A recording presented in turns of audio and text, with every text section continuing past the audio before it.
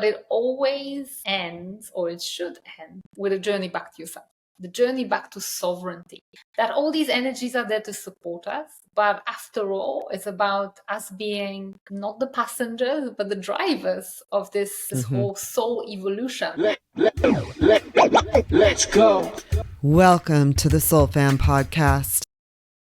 Welcome to the Soul Fam Podcast. I am super excited to have Ria Loveguard with us today. She is a starseed and light language activator. She goes by @SuperstarSeed on Instagram and has been working with individuals for a long time, with groups too. Is that correct? And is really conveying a lot of deep wisdom, knowledge, and sharing some of her own experiences with us today, and does on a regular basis in her posts. So how are you today, Ria? Super excited to talk with you.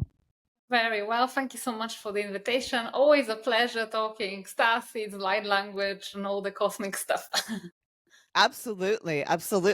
And I've noticed recently, just in your posts, that it felt like there's such an importance to talk about this particular subject matter right now, and why activations are important, and why recognizing both our sort of what I feel like is our present starseed and perhaps even our past galactic starseed selves is important at this time for our own human development. Am I wrong? I think it definitely is coming to a bit of a culmination where I believe the whole cosmic wisdom is entering mainstream.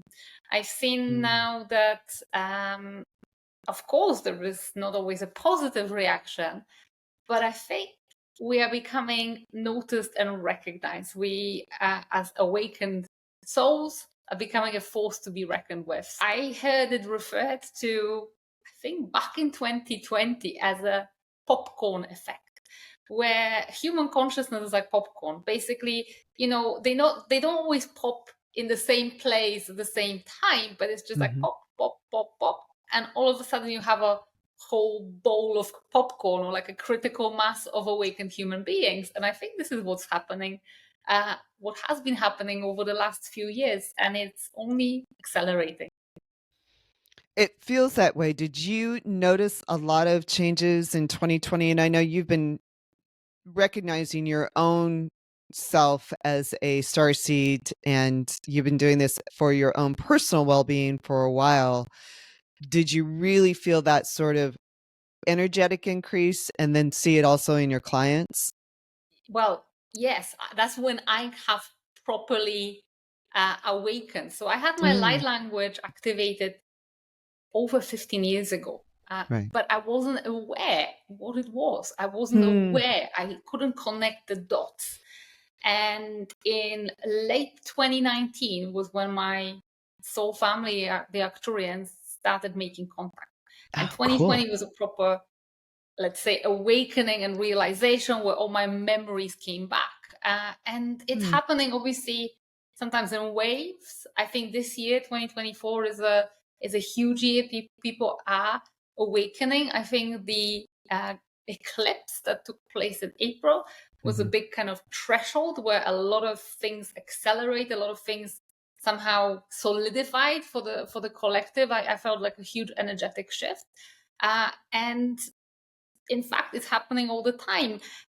But to be fair, sometimes it doesn't always have to be some global or cosmic or collective energy. Yes, those energies stimulate outcomes. For example, when first time that the Arcturians got in touch with me, I felt that they were conveying this sense of urgency, like, finally, it's about time you actually recognize who you are, what you came here for. But sometimes it doesn't always start with some global event, or I don't know, solar flare, eclipse, whatever, solstice. It sometimes is personal journey of pain, trauma, shock waves that are like a wake-up call. That's also happened to me at the same time, because in 2020 I lost business that I built and my whole identity. And it was like a big kind of wake up call, like, what are you doing? But very often there is some personal heartbreak or accident or some diagnosis that actually shake us to actually perceive what matters. So can you tell me a little bit more about that personal breakthrough, especially with light language? 15 years ago, I just learned about light language maybe 5 years ago. And when I see people shift into that activation, it's almost like you go into another way of being, fully embody that sort of light language. And I have not done it, but I would assume it might be a little frightening. Very often is. Many people have their light language activated spontaneously and then they try to look for answers. For Right. me, it was very much a conscious and desired process. It started in Christian environment when I remember being 17 years old, pursuing spirituality in the only way that I knew at the time, which was the Christian religion. I'm from Eastern Europe. That's the kind of cultural background I'm from. Perhaps if I was from a different part of the world, I would be seeking answers in other ways, I don't know, meditation or something else. But I was seeking spiritual answers within the framework that my culture provided me with. So I remember being 17 and reading the Bible, reading the New Testament about all the amazing things that Jesus's disciples were doing, healing and speaking in tongues and kind of like prophesying. And I'm like, I'm sure this is true. I'm sure this is kind of like, I had this overwhelming feeling that these kind of supernatural things are actually real. And I have always been a big fan of any sort of fantasy books, mythology. And again, I had always, since I remember, I thought all these things that these fantasy stories talk about, like telepathy, I don't know, mind-to-mind communication, elemental power. I believe we have these abilities as humans. We just don't know how to tap into them. So back in the day, I really wanted this. I just like literally, little did I know, I set this intention. I want it. I know there's something more, and I did find answers on a Christian retreat somewhere in the woods in Poland back 15 years ago. And I wanted to have my light language activated and did activate. Of course, back then I thought this is just, something confined to this one religious context. But later on, I discovered that even though I departed from mainstream faith and church, light language didn't die. It only stayed, and it was always there. It was always providing me with comfort. It was always providing me with calmness. Whenever I was stressed or afraid, it was always there for me. And then it all started making sense when actuarians got in touch, because this is when I understood that there's more than one light language there, and where they come from various galactic frequencies, sometimes forgotten ancient civilizations. And as soon as the actuarians provided me with the, let's say, mission brief, this is what you're doing. The minute I announced I'm going to hold my very first free class about light language, 3 more light languages activated. And Oh my then goodness. and then people around me, participants, were being activated. And I was like, there's something about it. And then, there's been another 10 light languages. But I always find that when we step up, when we answer the call, this is where things accelerate, even though we are not always feeling like we're ready. I basically, we think that first we need to get ready and prepared, and then we do something. I find it's the other way around. When we step up and do what we decide to do, everything else follows. So that's a bit of my story. I think that's really interesting. So, I mean, you're 17 years old, you're on a retreat. Did you think you were speaking tongues at the time? Yeah, of course, that was the only explanation. But I wasn't buying this explanation, because one thing I wasn't buying is that there is no understanding of it. That it's just praying. I was just like, no, there's definitely something more to it. I wanted to understand. I wanted to ask questions. I'm quite a curious person. And the answers came, but they came like 10 years later. Oh, it's so interesting. So when you first experienced it, I mean, you're 17 years old. What a time for your light language to be activated. Did you feel calmness? Did you feel security? Did you feel safety when all of that happened? Or was it a bit overwhelming? No, I was absolutely over the moon. I remember Cool. that night when my first light language activated. I was elated. I was so happy. I couldn't sleep. I was sharing, I think, like a I don't know, what would you call it, like a camping cabin, because it Mhm, was like a forest setting mhm, with two of my friends at the time, and I'm like, I need to get out of bed. I'm gonna speak this language, and it was actually light language, and I was just literally absolutely over the moon and thrilled. I never had any fear. A lot of people do have fear. mhm, It comes from the place of not having understanding of what you're saying, and it's feeling like it's a foreign language. What am I saying? Am I cursing someone? Am I possessed? It's not like that. You always have conscious control to a point where you can stop it and mhm. start it. What you may not have is you may not have understanding of what you're saying. For me, it took me literally 10 years of looking for answers outside of the confines of that cultural and religious context to actually realize that, yes, you can understand it. It's energy channeled in the form of sound to be. It's so interesting. And so you fully accepted that. You didn't fight it. Absolutely not. I didn't find it, but then also I didn't lean in. Mm, I kind of followed my normal conditioning. I mhm. went to university, I studied sociology, studied law, I went into the Cool. path of entrepreneurship, I run a business, and basically I got married. I did all these normal standard things that are expected in our society. And it only came to a point where my business was extremely stressful. Mhm, And I was trying to remedy this constant stress, this feeling of unhappiness felt like a weight on my shoulders. So what did I start to do? I started meditating just to calm my mm. mind down. And I think that was the little trigger that showed or sent a sign to the universe and to my actual guide. And that's when it all started. Cool. Let's back up a little bit just for the listeners and viewers who don't know, but everybody's pretty way out there in our audience. But why don't you explain what light language is and really what its healing and activations codes really mean or what they're intended for? Super useful question, and I think it's very good to put things straight, because light language feels like this mystical modality that nobody Mhm, understands what it's there for and what's the purpose of it. My own definition that I coined is simply channeling energy in the form of sound. So mm, I think that the name light language, or even gift of tongues, whatever kind of you call it, isn't very fortunate because it likens it to a human language. And we need to mm, understand it's not a linguistic phenomenon, it's an energetic phenomenon.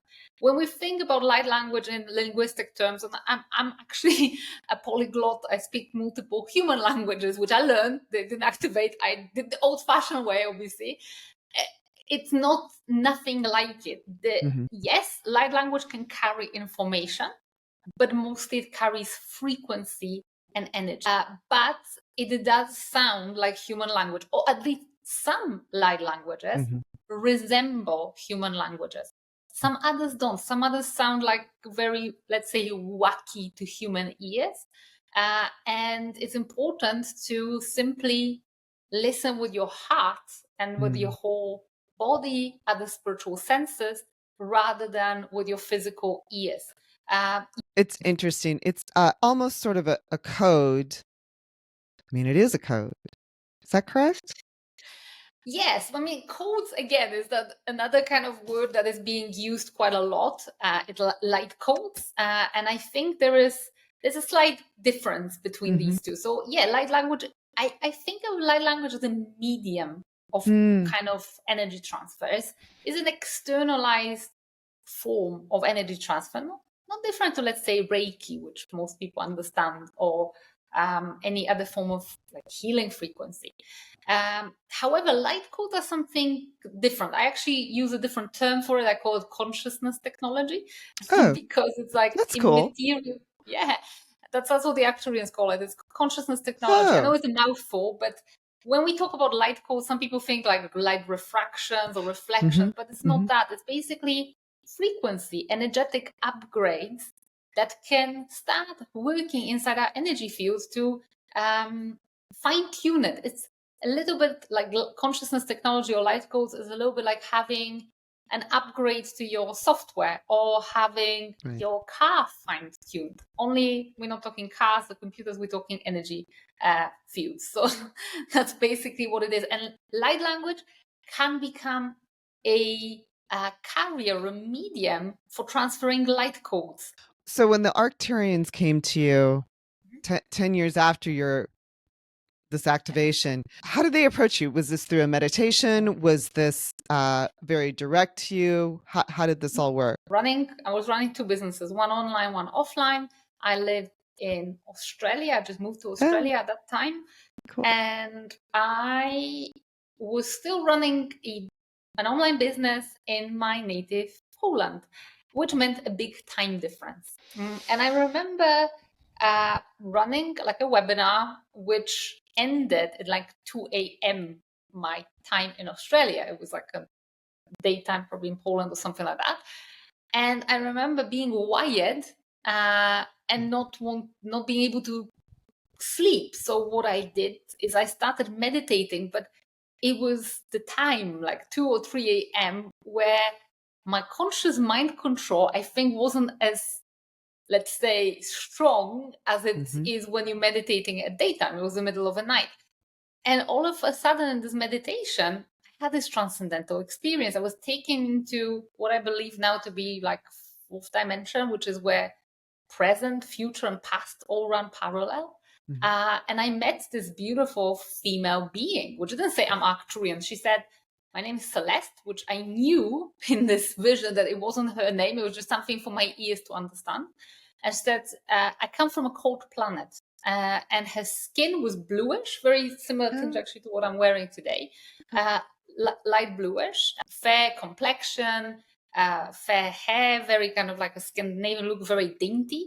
And we had a conversation in this kind of almost like a house that I created with my consciousness, which was my like little space in the quantum field.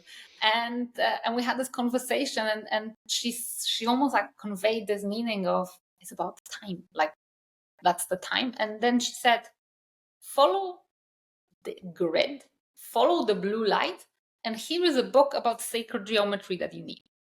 I'm like, okay, what is the grid? What is the blue light? I didn't understand any of it. But one thing I did understand was the book about sacred geometry, because the exact same book that I saw in this space, in this vision, I found on Amazon. No way. The only thing That's is, so cool. And I think it was like a perfect orchestration, because this book was so difficult for me to read and digest. There was all mathematic formulas and musical formulas. I was like, goodness me, what is this all about? And I went then the lazy way, and instead of reading it, I said, okay, there has to be an easy way to understand. I went to Gaia, I put sacred geometry, and that's when Matthias De Stefano series Initiation, I think, came up. And then started to talk about Arcturians, and then all my memories started coming. And at that same time, Australia was under lockdown. We couldn't get out. I didn't know what the grid is, but somehow I figured it's the energetic grid of the earth. So I'm thinking, hey, where can we go in Australia? Okay, there is an energetically charged space, very famous. Let's go to Uluru. And that's when me and my husband went there. And that's when he reconnected with the Arcturian Council of Elders. His memories were coming back. And blue light is simply just Arcturian energy, because that's how it appears to human eyes as a blue aura. And then everything started making sense after that, because all our kind of memories came back. But it was like a perfect orchestration to put us in the right place. I'm going to mispronounce this. Uluru. See, I will say Uluru because I'm American. I know that's wrong. Is that a Stargate portal? I believe so. I'm not sure, obviously, how there's different traditions. Obviously, it's an important place of Uluru and another sacred site, which is called Katajuta. It's a sacred Aboriginal site, and I believe there is definitely a special energy there. To me, it feels like a library of knowledge being. My actual experience there wasn't to do with extraterrestrials. My experience there was an encounter with the energy of Mother Earth. Okay, so what'd she tell you? She basically presented herself to me as mother of all creatures, or mother of all things. And I think I came to peace that I was always pursuing spirituality and supernatural consciousness abilities, third eye opening and visions and stuff like that, somewhere out there in the higher realms.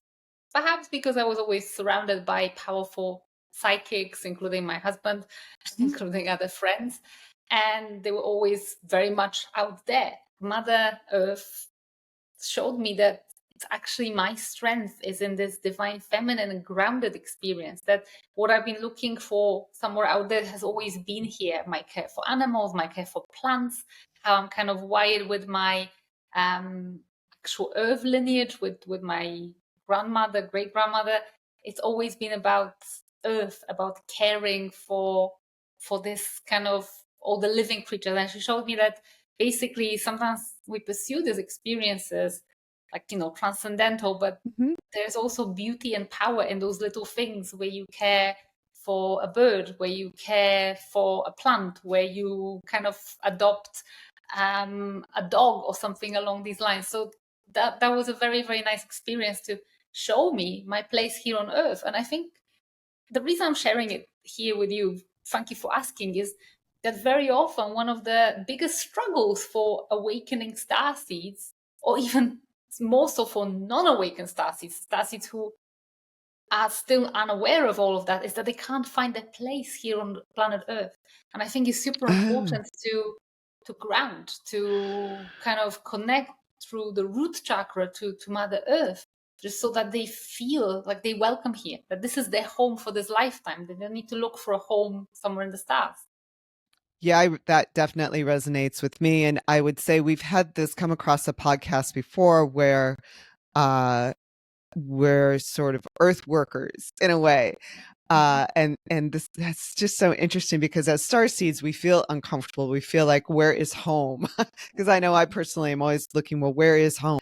But this has certainly come through on the podcast that that some of us are here to take care of the living beings on Earth, and Earth has a role in the overall universe. Oh, congratulations. I mean, that's so exciting. And I understand that. I mean, a lot of us look for that which is outside of us because it feels so strange to be in these bodies sometimes and to sort of watch what's happening. I mean, it's a crazy world. That's normal. We're not meant to belong, you see. We are not meant to belong here. We're meant to actually challenge the status quo. And of course, things will bother us here on this planet because of our memories of a different level of consciousness, of a different space and time where there is unconditional love, where, is not in shortage. There is no judgment. And all the things that here are in a bit of a short supply. So to a degree is normal. And I think that feeling of wrongness will never go away, and let it not go away, because once we have accepted the status quo, which isn't the greatest on this planet, like I sometimes, I don't even understand. I do feel like a total alien, especially when like looking at all the damage that is done to people, to the planet, wars. And it's like, how come we still not evolved enough to be resolving our conflicts in a peaceful way? Like this, that will never never, ever, ever go away, this feeling of wrongness. But I think what can change, what can help, is when we do our inner work, at least it doesn't have to be so hard. It doesn't have to be so uncomfortable. And we didn't come here to suffer. That's the message I always say. We didn't come here to suffer. When we use the tools that we have available because of the Starseed lineage, because of that connection, then our life can be pretty groovy here on Earth. It doesn't have to be difficult for us personally. So I know that's something you've spoken about in some of your posts about our mission, or that the feeling among many starseeds, and I speak for myself, but I think I could probably pretty well vouch for other starseeds, that you feel as though this is that we have to suffer, that because we don't feel like we belong here. Well, gee, my whole life has to be about suffering then. And that may be true for others as well that have certain intuitive or neurodivergent sort of leanings, that there's this core sense that we must suffer. That is an old religious imprint, basically, and that comes from this whole idea that a mission has to be something uncomfortable. And it doesn't. I feel like actually when you are walking the path you meant to walk, we've got another beautiful flowery word for it in the spiritual community called alignment. Right, I know. Embodiment and alignment. But what is it? It's a path of happiness. It's the path of going in with the flow of that river rather than against the flow.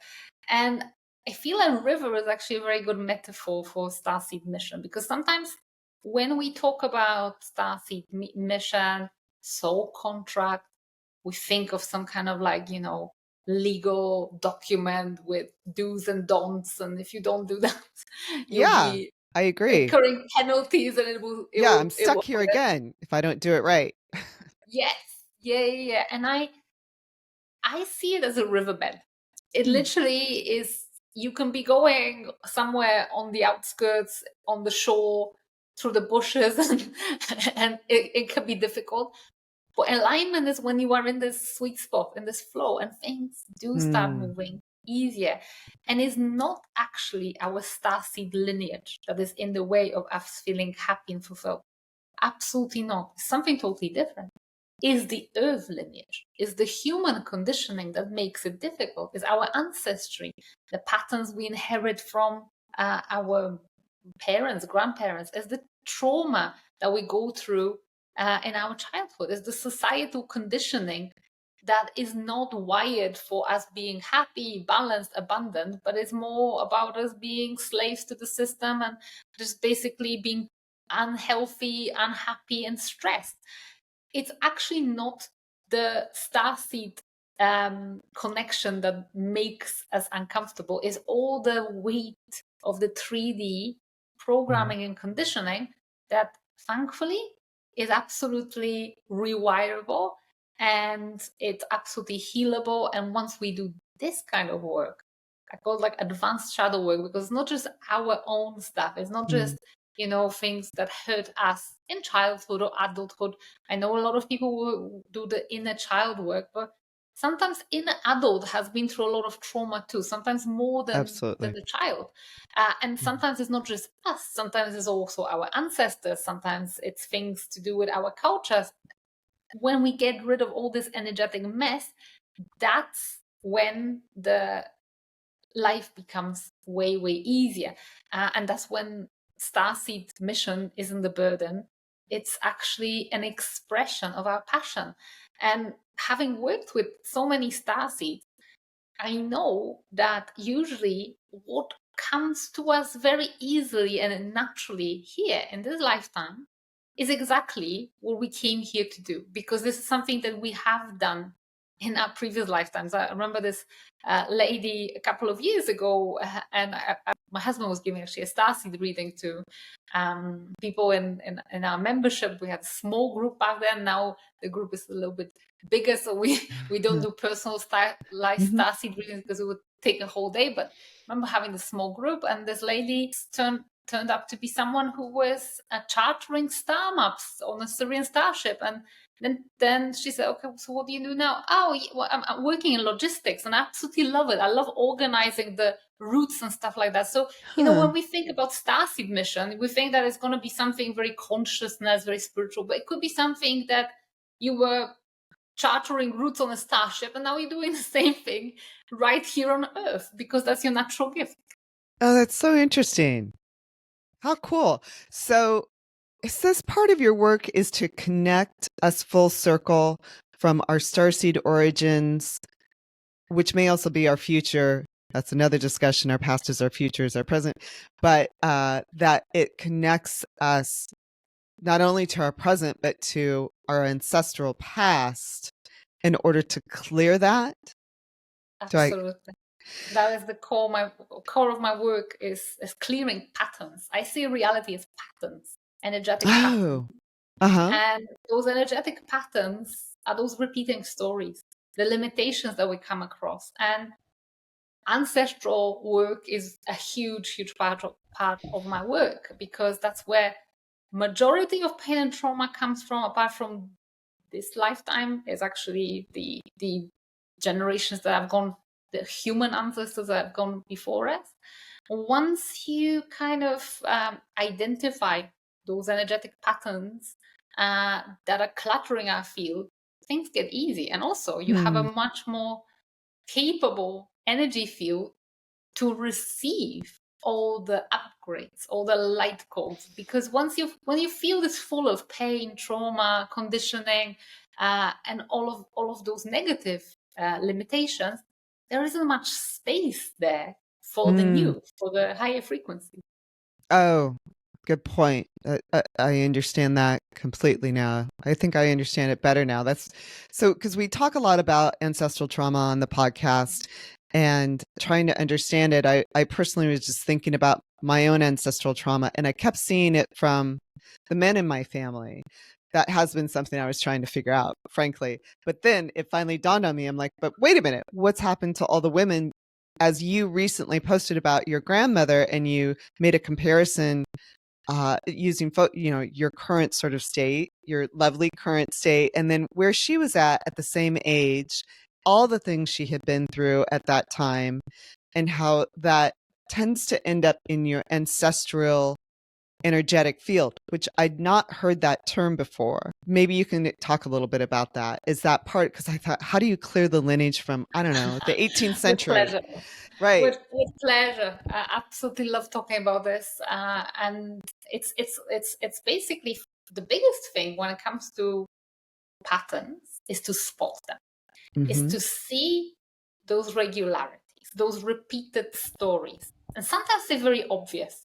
For example, if every time you look back at your parents, grandparents, maybe there is a history of substance abuse, or maybe all women in your family are always being abandoned by men.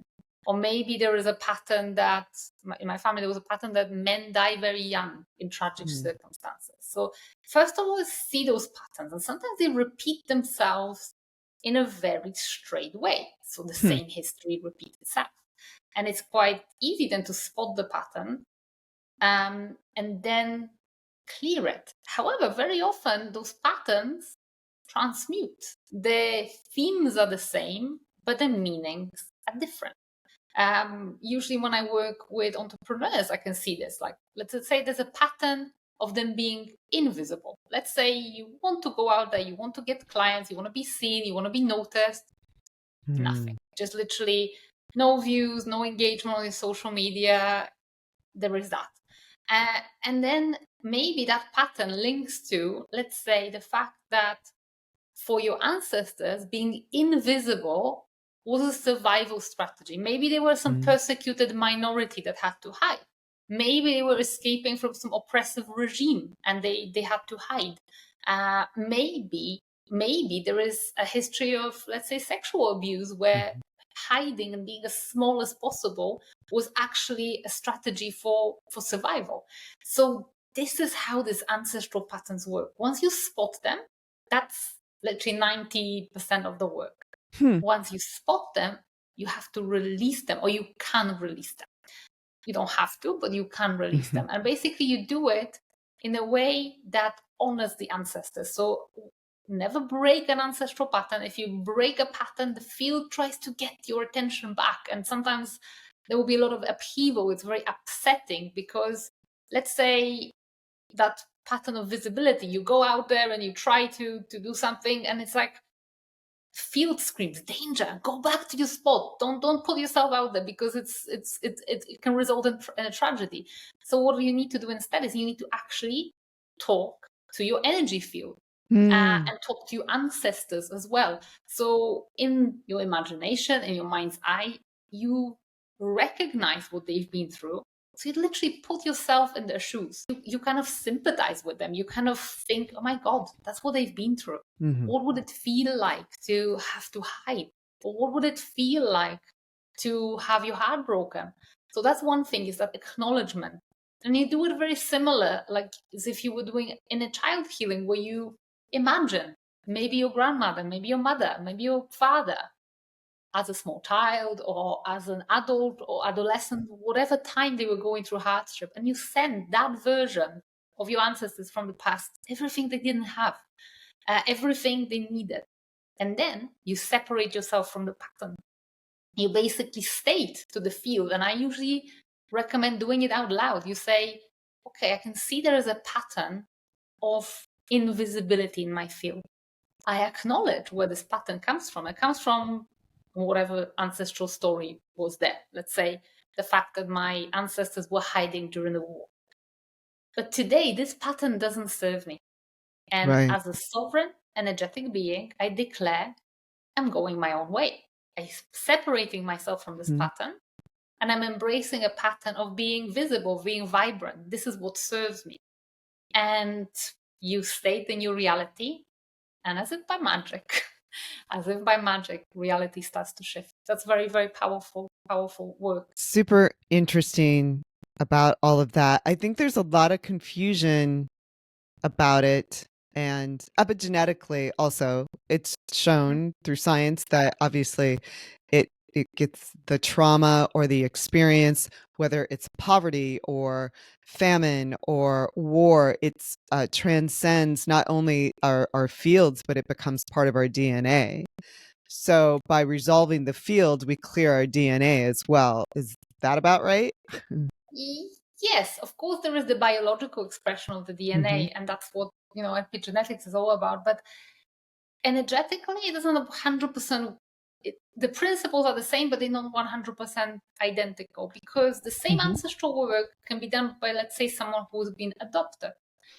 And it's not going to have to be done on actual biological family, because upon the act of adoption, which is like energetic contract, they're being plugged into the adoptive family.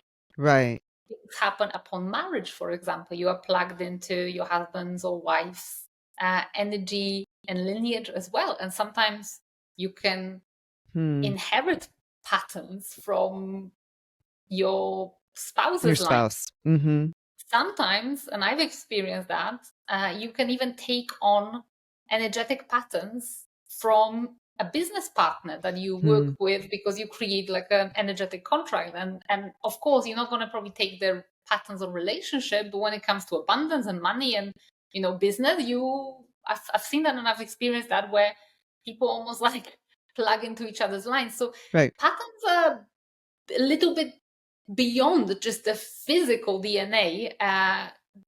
That's why I refer to that ancestral energetic field, which is a field of information, which is not just our blood ties, but also beyond that. So I'm curious, from your experience with sacred geometry and understanding the mathematics of things, and this goes beyond sort of, or maybe it is what our energetic field is. Is it this code? Is it this pattern? When we talk about patterns, it's not just a pattern of relationship or a pattern of action. Perhaps it's actually a pattern, a numeric sort of pattern that follows us along or transcends the auric fields. Is that going too far? I think this is going pretty far, but I think you are actually onto something, because basically that's kind of the I'm not visual. I've never seen a numeric expression of it in this kind of context. Right. But what is light language? What is, it's all like some kind of sounds make patterns. And when we talk about how it works, it's basically an interaction between our own energy field and the greater quantum field. So Right. when we take it back to the basics, what is our energy field? It's like this kind of like egg Uh-huh. that sits around us, and this egg is full of this information, patterns, programs. And when you're talking about this kind of like numeric code, yes, sometimes it works like that. It works like an algorithm. Right. So consciously, you may be like, for example, going by this visibility example, consciously you may be like, this is what I want. I want my business to be big. I Uh-huh. want people to know me. I want clients to come. But what if the information encoded in the field is visibility equals Right. danger?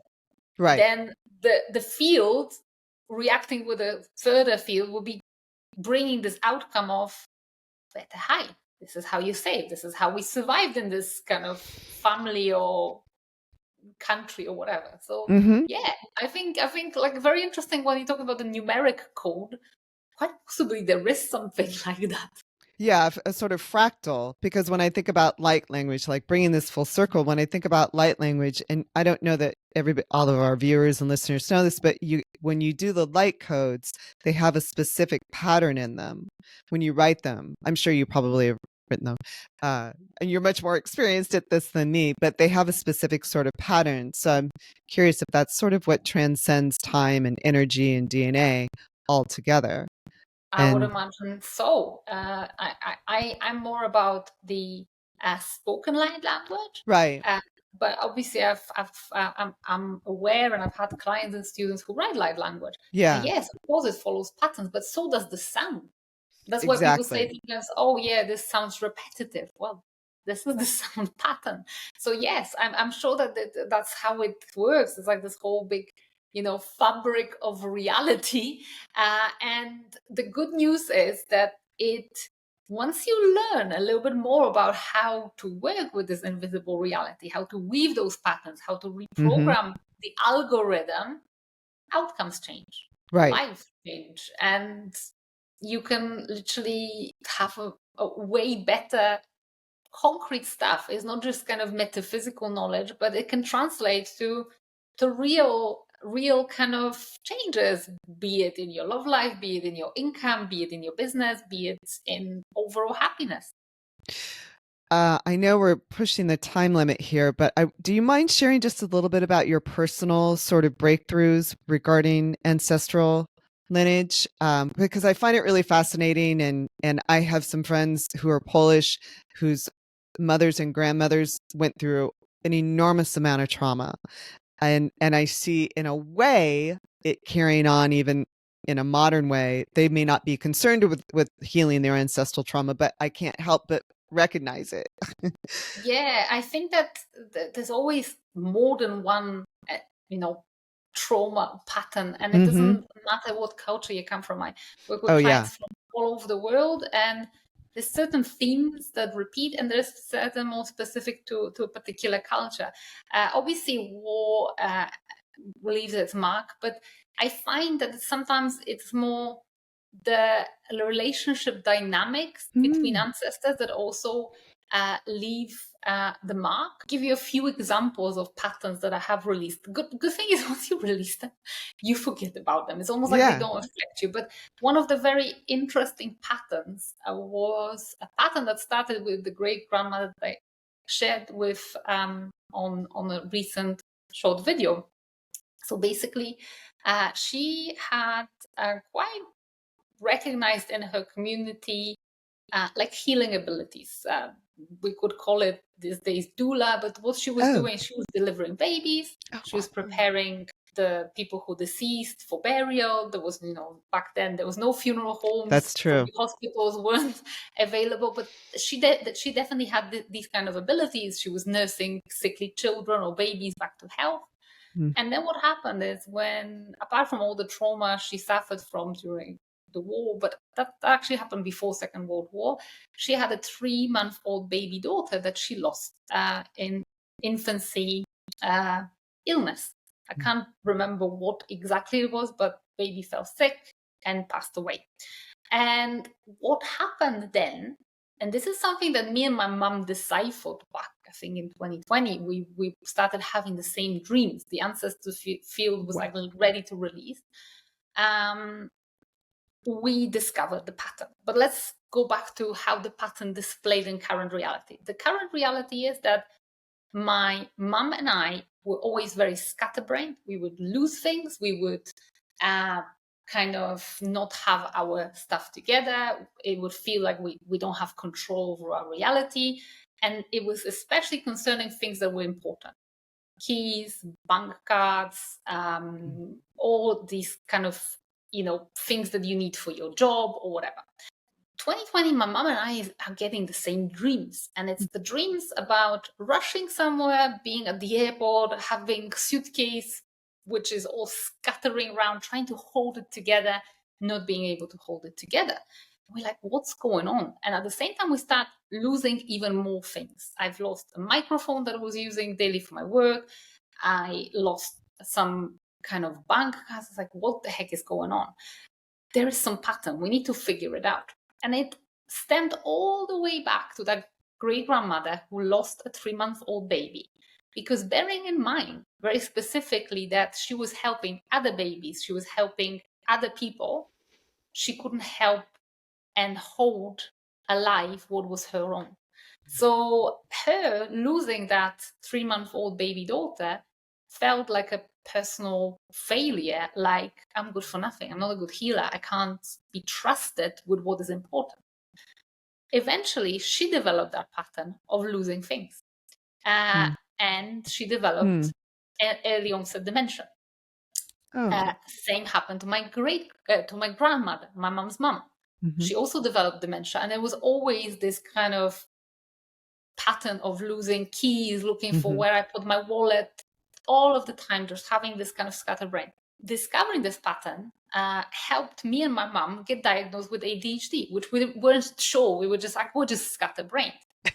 Since we released this pattern, we recognized that ancestral trauma from that unfortunate early kind of, childhood death of the little baby girl. All the symptoms have stopped. My mom and I are managing reality. We're not losing stuff. Don't remember the last time we lost things. So and having the ADHD diagnosis helps us manage that. It's like, okay, that's actually not too bad. So this is like, this ancestral pattern, which actually ended up in a physical illness. I also believe that doing this work will probably stop us developing dementia later on. Absolutely. But there's obviously hundreds of other patterns that there are, and they not always have to be, traumatic grand events. Sometimes there's also relationship dynamic between the ancestors. Sometimes it's about maybe women never being appreciated in relationships or something like that. So lots of examples, but that's one interesting one.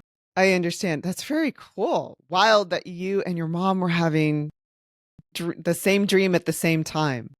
Yeah, that's what happens when, doing ancestral work is great to do on your own.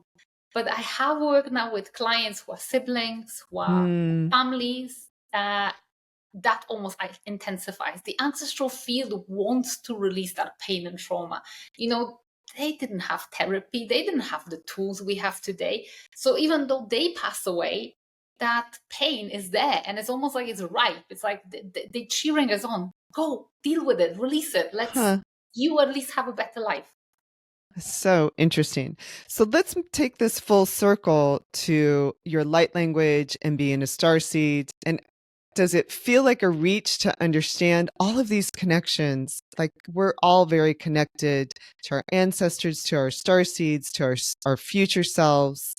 How does this all play for you? And how does this play for your clients to connect all these dots? I think it starts with this kind of like a bit of an overwhelm always. It almost starts like, oh my goodness me, there's all these patterns and there's all these different galactic star races. And it's like there's all these energies I can work with. It starts with all of that. We're a little bit like such a big, wild multiverse out there. Yep.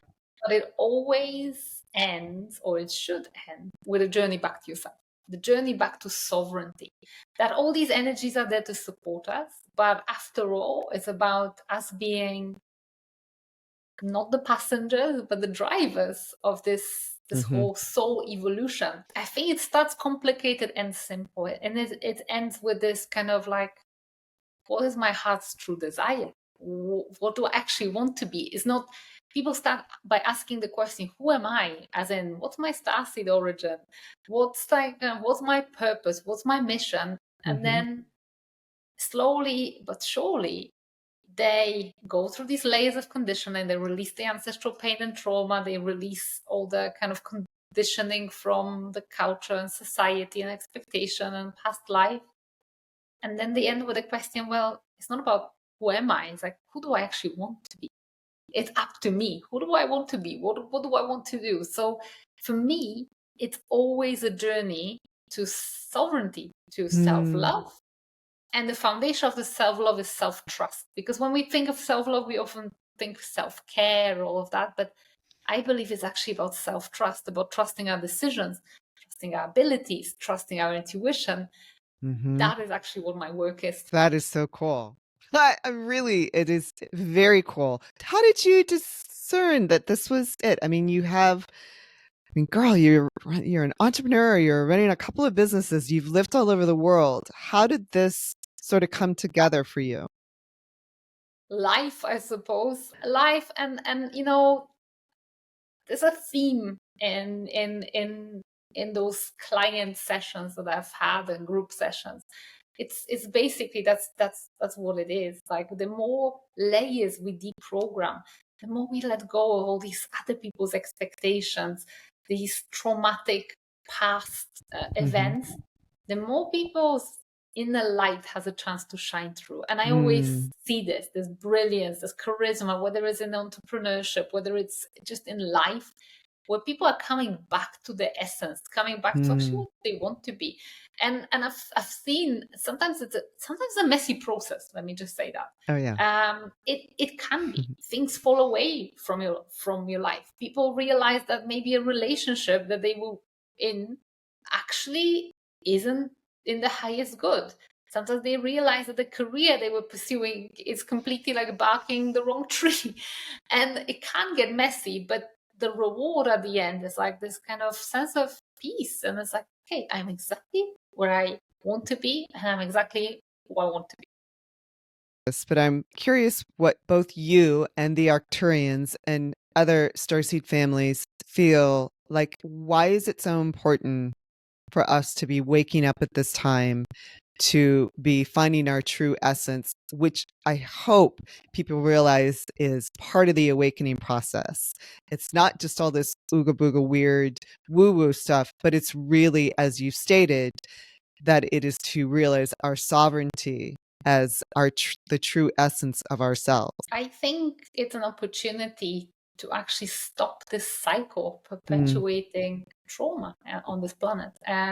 And this is a part of this higher consciousness, because we can be doing all the cool stuff, crystals and light language and retreats and plant medicine, but until we actually deal with the core of what is holding us back, what is bringing us down to earth, whether it's an argument with a mother-in-law or a bill that's haunting us or whatever, then we can't refocus on this consciousness development and this kind of like collective ascension, let's say, because there's always these little things that will be dragging us down. So this is why I think it's super important to put our energetic house in order, because you see people talk about raising your vibration all the time. I hear it in the spiritual community, raise your vibe. And I don't believe in raising your vibration, don't get me wrong. But what I believe is even more important is to stabilize certain level of frequency. So we're not like a yo-yo where, oh, we've gone to a retreat and there's been an amazing experience and then reality hits and it's just back down and it's just like a yo-yo. No, it's about actually us embodying a certain level of consciousness, which also translates to happiness. And I think that is a part of how it can be. Those starseed memories, those little glimpses of what life is like in, with the Lyrians or the Arcturians or the Syrians, it's almost like a reminder of how good it can be here for us on Earth. Objectively, this planet is the most beautiful planet. I think maybe Lyran planets are quite similar. But like when I'm looking at how amazing Earth is as a planet, there's nothing wrong with Earth. We want new Earth. We want Earth to change. Actually, it's not about new Earth. It's about humanity 2.0. It's about the inhabitants. That's what needs to change. Nothing wrong with this planet as such. So I think we have such an opportunity here. It's just question, where are we going to take it? I love that, humanity 2.0. And that's a great point to make about New Earth. I think there's there's a feeling, or there's a misunderstanding, just going to push that envelope. There's a misunderstanding that the New Earth is going to arrive and it's going to be great. It's going to be paradise. We don't have to work for it. We don't have to do anything. Gee, I thought things were supposed to get easier. So I feel like that's a misconception. It perhaps will be easier. Do you have any thoughts about all of that? Yeah, there's a conversation over dinner between us. No, genuinely, because we have a slightly different understanding of what, like, dimensions, 3D, 5D, etc. My personal understanding is that the really dimensions on New Earth, it's almost like it's an inner state of being, which then translates to outer state of beings if enough people adopt this level of consciousness. And I think that us actually doing our inner work, shedding all that pain and trauma, doing all the stuff we mentioned, that's how we embody, we live New Earth. So it doesn't matter that maybe globally things aren't looking great. Right. There's no denying that there's atrocities on this planet every single day.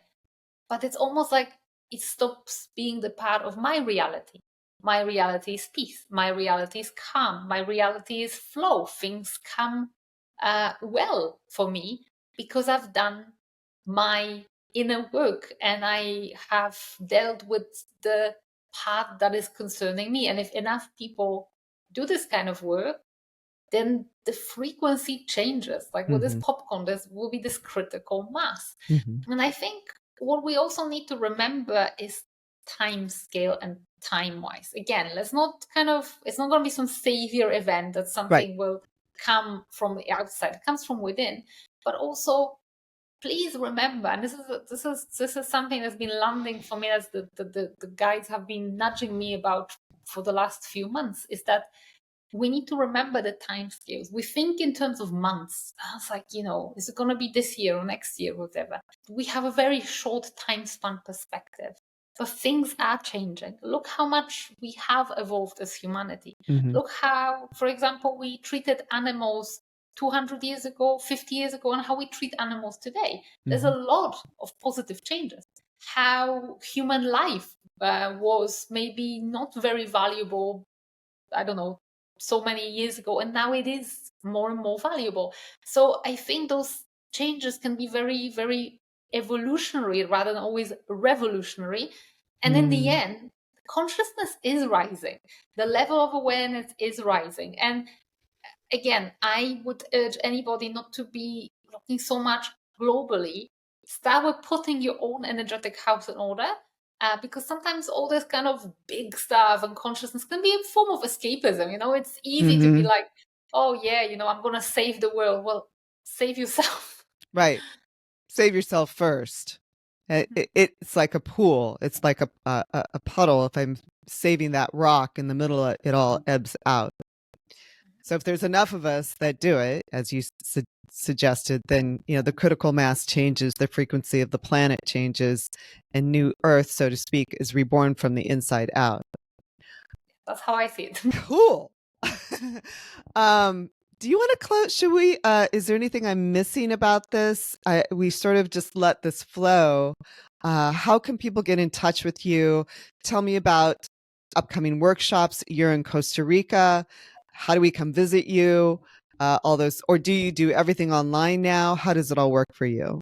I actually do everything online. I know.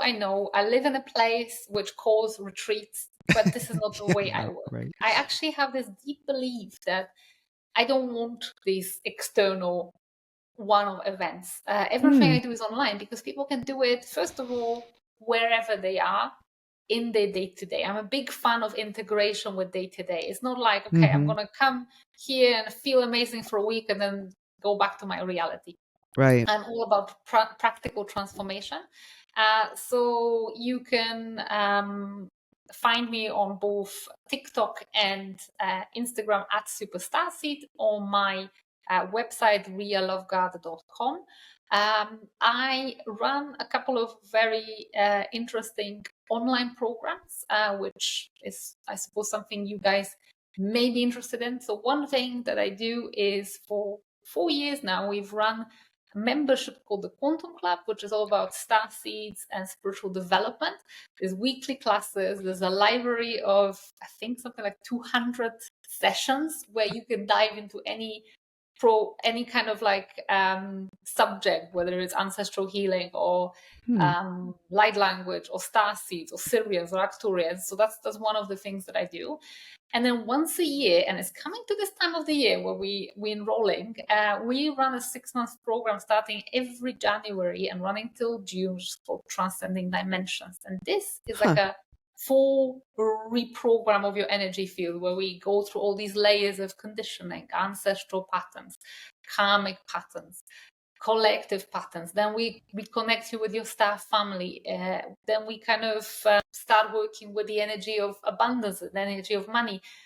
It's like a full rebirth. It takes 6 months. It happens right in your home, in your reality. People have huge breakthroughs, very practical results, and we starting every January, but enrollment is around October, November. So if you go to my website, you'll find details about that. So that's the 2 avenues of work with me you can explore. One is more spiritual abilities development, and the other thing is more about the personal transformation. Would you mention your website, the name of it again? Yeah, realloveguard.com. So my name, surname.com. Cool. Okay. So is there a message that the Arcturians or any Starseed family would like to come through on this particular podcast right now? Maybe not. I feel like, no, I'm just tuning in at the moment, and I feel like it's going to be Arcturians. May I do a light language transmission and translate what comes through? Of course. Okay, so there will be it will be a message in Arcturian light language, which I'll translate as soon as the message comes through. So first, if you can just open your heart to the Arcturian light language, which sounds a bit like Arabic, but it's not. Just listen with your heart. And then I am going to translate what comes through, because I don't know what they're gonna actually convey in this message. This message is a reminder to tune into your inner senses. What I've been shown throughout as I was transmitting is to trust your own intuition above all. It's like this big reminder. What I've been shown, and perhaps you have felt it, is almost like the opening of your eyes, of your ears, but the spiritual stuff, so you can see through whatever is being presented to you as a narrative and find your own truth. It was also a message of comfort, of like leaning into this self-trust and self-intuition, and also a connection to this planet. Perhaps some of you may have felt energy through your feet.